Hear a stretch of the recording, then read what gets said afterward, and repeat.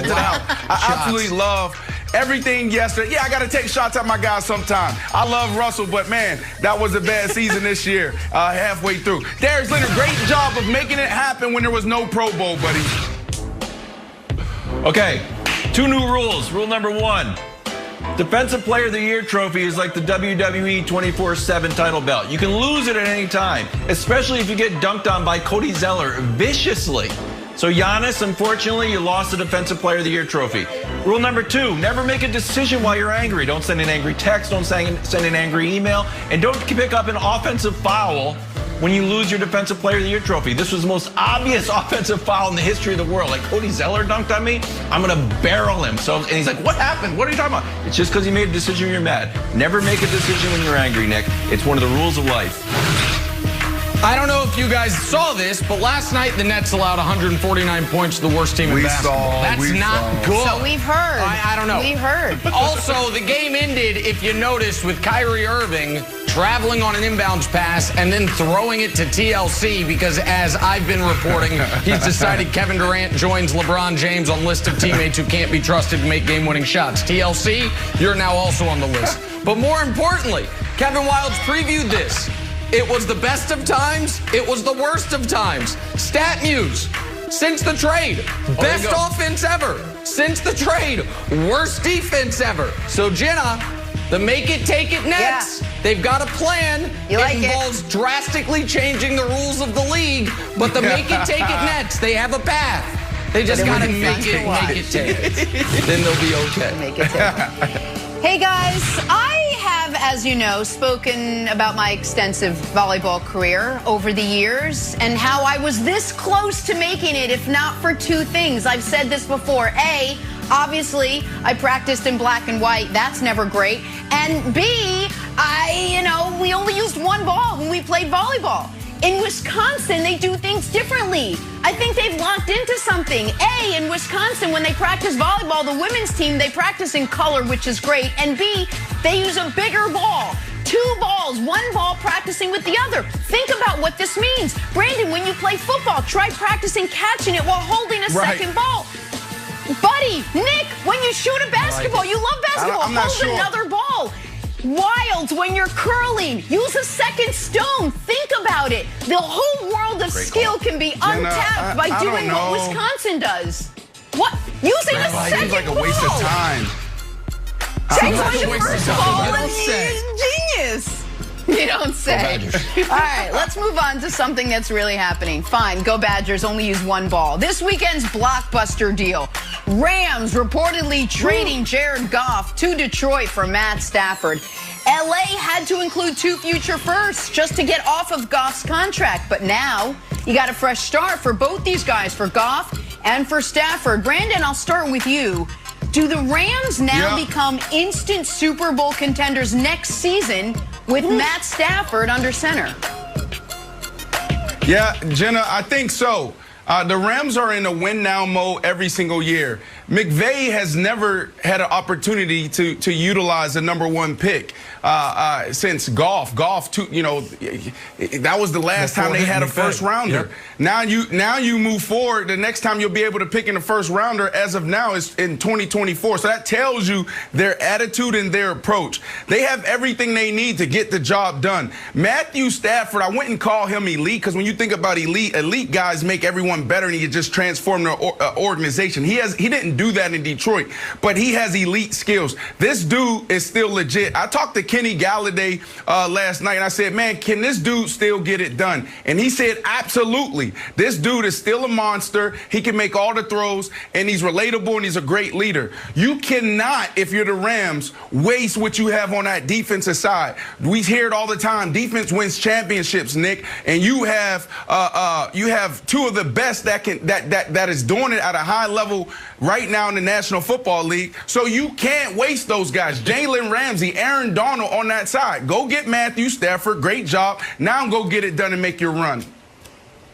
So, Brandon, you always call me our resident GM, right?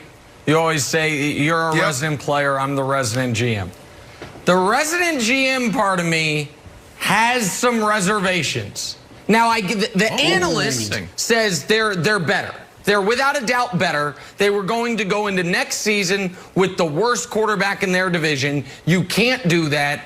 You now have, even if Stafford is just the 12th best quarterback in football, that's a massive upgrade from our friend Jared Goff, and it gives them a chance to compete. So I understand why you would make this move.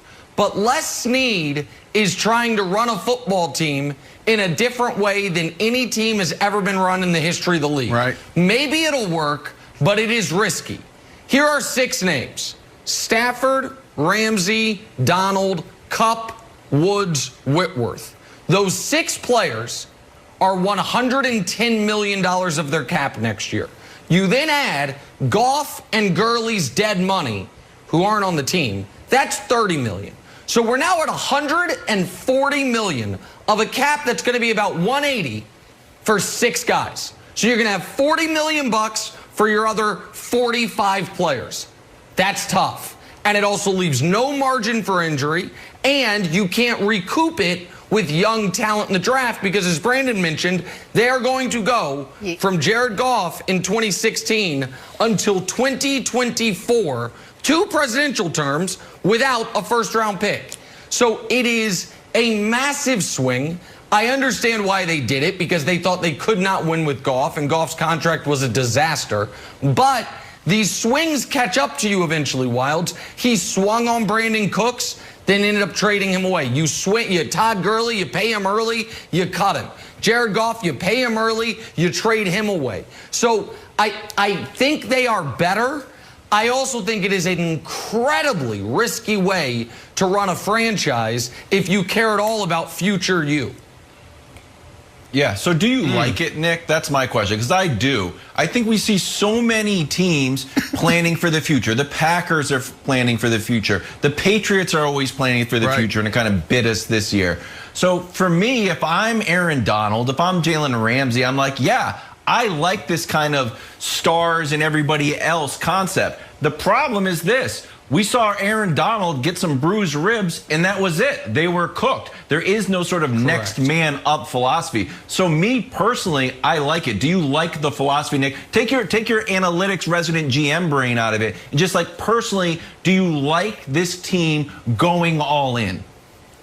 I prefer this method, Brandon, than the teams that always say we can't do anything, we're hamstrung, we can't, or we're up against the cap. I would prefer this extreme to the other extreme. But I do think there's an argument to be made that somewhere in the middle, not going nearly a decade without first-round picks and not having such a top-heavy roster, because Wildes is right. They can't sustain an injury, Brandon. They are at the top of the list of teams that cannot sustain an injury.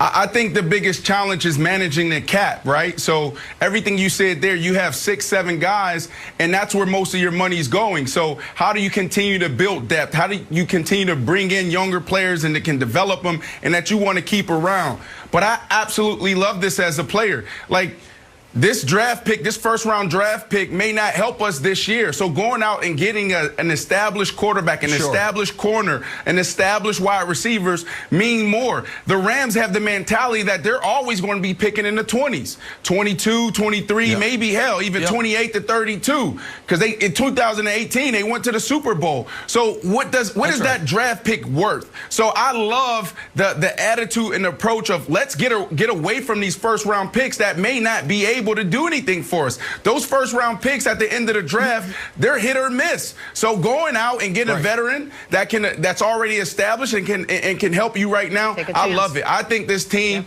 is doing the right thing, and I think more people should follow suit.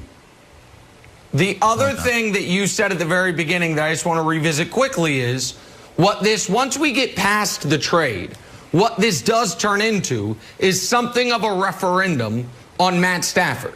Has Matt Stafford been a good stats, bad team guy, or has he been a guy who the only reason he's on a bad team is because it's the Lions? It wasn't his fault. And if you put him with a good coach, McVay, I think it is, an organization that'll spend money, obviously the Rams are that, you're going to see what his career could have been. Because this is a big bet on a player who has precisely 0 wins that any of us remember. Now, I'm not saying it's his fault. I'm saying it's an unknown, but it's a big bet on a player without a track record of anything other than a lot of empty yards. So we'll see if that was about the Lions or about Stafford.